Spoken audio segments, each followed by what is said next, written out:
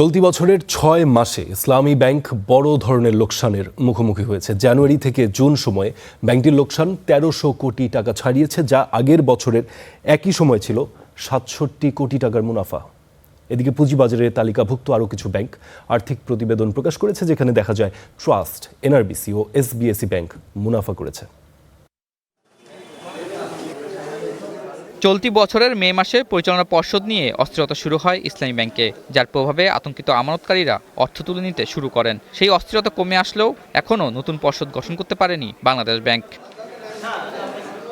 চলতি বছরের ৬ মাসে ব্যাংকটির আর্থিক প্রতিবেদনে দেখা যায় জানুয়ারি জুন সময়ে ইসলামী ব্যাংক সমন্বিত লোকসান করেছে ১৩১৬ কোটি টাকার বেশি। এতে শেয়ার প্রতি লোকসান হয়েছে ৮ টাকা ১৮ পয়সা। গেল বছরের একই সময়ে ব্যাংকটির মুনাফা ছিল ৬৭ কোটি টাকার বেশি।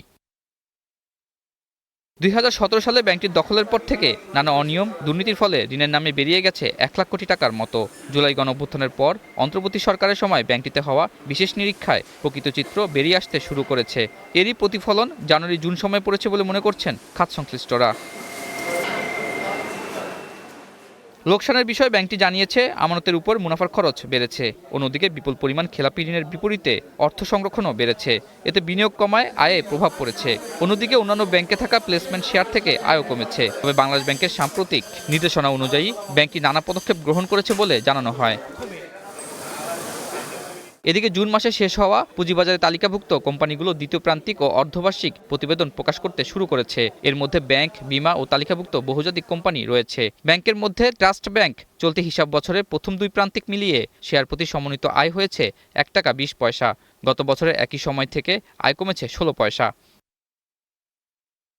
এনআরবিসি ব্যাংক গত ৬ মাসে শেয়ার প্রতি সমন্বিত আয় করেছে ৬০ পয়সা। গত বছরের একই সময় ছিল ৮ পয়সা। আর এসবিএসি ব্যাংক গত ৬ মাসে শেয়ার প্রতি সমন্বিত আয় করেছে ১৭ পয়সা, যা গত বছরের একই সময় ছিল ১৪ পয়সা। আতাউন নিয়ন, স্টার নিউজ, ঢাকা।